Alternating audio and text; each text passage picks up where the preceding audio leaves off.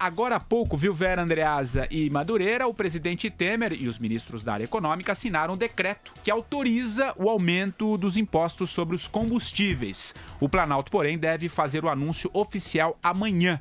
Temer bateu o martelo pela elevação da alíquota do PIS/COFINS, que incide sobre a gasolina e o diesel, garantindo 11 bilhões de reais a mais para os cofres do governo. Para cumprir a meta fiscal, que prevê um déficit primário de 139 bilhões de reais, a equipe econômica pretende também anunciar um corte de 5 bilhões de reais no orçamento. Hoje, durante um evento no Palácio do Planalto, Temer elogiou a situação financeira da União e destacou a eficiência do governo. A produção separou um trechinho do que disse o Temer. Coloca aí, Reginaldo.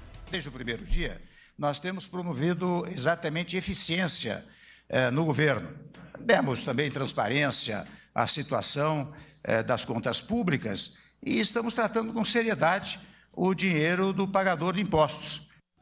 Tá uma maravilha, né, Vera? Eu lembrei do filme O Pagador de Promessas, o cara com aquela cruz nas costas, pesadíssima. É o pagador de impostos no Brasil, que tem que pagar milhares de impostos que incidem em cascata, que incidem de novo, e agora mais uma elevação de carga tributária. Se a gente for lembrar, Patrick, o documento com o qual o PMDB se apresentou ali, né, ainda nas vésperas do impeachment, como um partido capaz de governar o Brasil, a tal ponte para o futuro, dizia lá textualmente que não promoveria aumento de carga tributária, que a carga tributária brasileira já era muito alta, muito elevada, que não era desse jeito que se fazia política fiscal, que a política fiscal tinha que ser feita controlando as despesas e sabendo exatamente quais são as receitas e quais as despesas. Ou seja, já se rasgou uma das pedras fundamentais ali do que seria um governo Temer, né? Esse aumento é não para fazer um superávit, é para conseguir cumprir um déficit de 139 bilhões de reais. Então, não tem como saudar nada na economia brasileira. Por mais que a inflação esteja em queda, por mais que ela comece a dar sinais, esse quadro fiscal não permite comemorar nada. É um quadro fiscal de um país gravemente doente e que ainda tem que recorrer ao velho remédio do aumento de carga tributária para sobreviver ali, né? Para não ir para UTI de novo. E se tem uma coisa que tem uma rejeição da população é o aumento do imposto, né, o Carlos Andreasa? Pois é, né? Patrick Santos, a coisa mais degradante, mais irritante é essa cultura estatista brasileira. Tudo decorre daí. O Temer diz: nós temos respeito, prezamos o pagador de imposto no Brasil. Preza tanto que aumenta, né, a carga sobre ele, né? É um modo bastante inteligente, eloquente, sem dúvida o mais fácil, o mais simples de resolver os problemas. Na condição de liberal, no que se refere à economia, eu repudio qualquer aumento de tributos, mas todos os presidentes do Brasil, sem exceção da história, resolveram os problemas desta forma. Mesmo o senhor Fernando Henrique Cardoso, quando fez privatização, etc., fez sem convicção. A solução primeira sempre é tributária. É um escândalo. Porém, o início da sua pergunta, da sua questão, Patrick Santos, traz aí uma reflexão importante. O Temer não está nem aí para a opinião da população brasileira. Ele não está nem aí para a impopularidade de seu governo, porque ele sabe, e nessa avaliação está correto, de que depende exclusivamente da Câmara, do Congresso, para terminar o seu mandato. Aí vem outra questão. Essa medida impopular terá ou teria um impacto negativo, mais um relativamente ao governo na Câmara, no Congresso? Aí eu faço a seguinte especulação. Me parece que para tomar essa decisão, que é de um escancaramento extraordinário, o presidente Temer está seguro de que já resolveu a questão na Câmara. Você concorda, Madu? Eu quero começar com essa questão do aumento de impostos, que isso é uma injustiça, uma iniquidade, porque isso aí abate o cidadão, não tem para onde correr, não tem para onde fugir, não pode deixar de pagar, não tem refis para isso. Então você tem um aumento nos combustíveis, aumento do imposto de combustível, aumentar os combustíveis. Isso provoca aumento geral em toda a economia, gêneros alimentícios, serviços, todos os itens. E o que acontece? O governo não faz corte nenhum, né? O setor privado faz corte de pessoal, corte de despesa.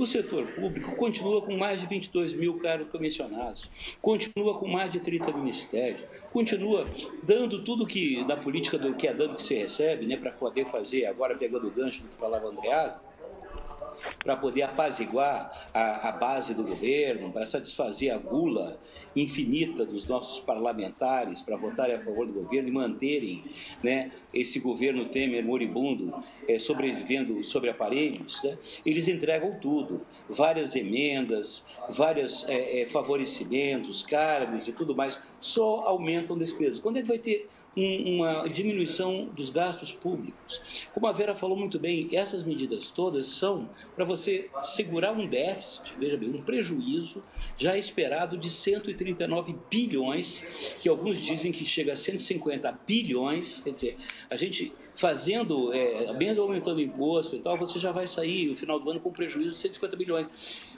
Isso é inimaginável, quer dizer, a casa caiu há muito tempo e ninguém se dá conta disso. Nós temos que fazer um forte ajuste nas contas públicas, pessoal. É isso que tem que fazer, fora isso, não existe salvação. Ô Vera, e essa colocação há pouco do Andreasa, se ele fala, já está fazendo essa elevação de impostos, né? É de certa forma uma garantia que ele já está tomando a situação, a situação na Câmara está uma situação melhor, por exemplo? Acho que não, Patrick, porque ele vai fazer por decreto e já entra em vigor imediatamente. Ele escolheu um tributo que ele pode aumentar só na alíquota por decreto sem respeitar o princípio da anualidade. Então, ele neste caso não vai precisar testar sua popularidade na Câmara, nem no Senado. Ele vai fazer isso por decreto e aí vai voltar a se dedicar ali a cabalar os votos que ele precisa para arquivar a denúncia. A prova que não está tudo tão fácil assim no Congresso é que ele não conseguiu aprovar a reoneração da folha de pagamento, que era uma coisa importante para garantir alguma folga fiscal, e o refis foi totalmente desfigurado. O governo agora vai deixar caducar ou vai ter de vetar o que eles aprovarem. Então, é sinal que está tudo meio bagunçado lá no Congresso.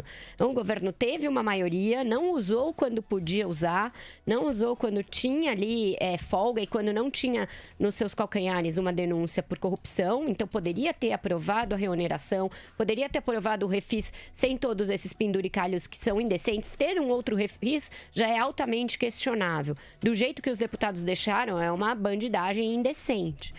E podia ter aprovado a reforma da Previdência, que essa sim era importante para dar um horizonte de longo prazo para as contas públicas. Agora, como você vai votar uma reforma, sendo que você está aumentando de novo os tributos, que você está fazendo um verdadeiro balcão de negócios para se segurar no cargo? É tudo muito incoerente. É um governo que não tem mais lógica, virou um Lego meio que você monta de qualquer jeito, sabe? Sem seguir as instruções. Uma colocação, Andreasa? Eu só queria esclarecer que eu não tratei da Câmara em relação a aprovar a decisão, evidentemente, por medida provisória do presidente. Mas o impacto sobre a Câmara de uma medida impopular do presidente da República às vésperas de uma votação que porá o futuro do seu governo em questão. A minha especulação é de que, ao assinar essas medidas, essa medida que aumenta tributos, ele tem confiança de que o impacto político na Câmara será pequeno, ou melhor, ele tem confiança de que a Câmara está fechada com ele, de que a denúncia não será aceita a despeito dessa sucessão extraordinária de lambanças que tem feito. É exatamente isso que eu estou dizendo. Não, eu tinha entendido isso. Também não achava que você achava que tinha que passar pelo Congresso. Eu só disse que é uma coisa que ele tinha de fazer, não tinha muito jeito, porque o cobertor ficou curto demais.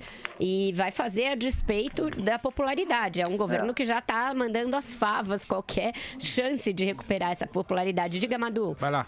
Não, eu acho que o Andreasa tem razão, sim, pelo seguinte: você vê um refis que estava calculado para fazer um recolhimento, né, digamos assim, recolher 14 bilhões de reais para os cofres públicos de impostos atrasados. E o que acontece? Com essas modificações todas da Câmara, vai cair para 400 milhões. Quer dizer, primeiro, aquele empresário, aquele empreendedor que paga regularmente seus impostos é um bobo, é um babaca, me desculpe, é um otário. Eu posso dizer isso porque eu sou um desses. Eu sou um desses, né? E esses picaretas que ficam, na verdade, sonegando impostos, né? Esperando esse refis, e vários parlamentares que estão na comissão, né, que prepara o julgamento, né, a comissão que analisa esse refis, são grandes devedores, né, do Tesouro, né, da Receita, eles, inclusive, eles fazem de tudo exatamente para que esse refis seja o melhor possível, mais favorável possível para aqueles que não pagaram impostos. Quer dizer, cara, esse é o país da iniquidade, da injustiça, da sacanagem. Isso não pode continuar assim. Isso não vai acabar bem, pessoal. Não vai acabar bem.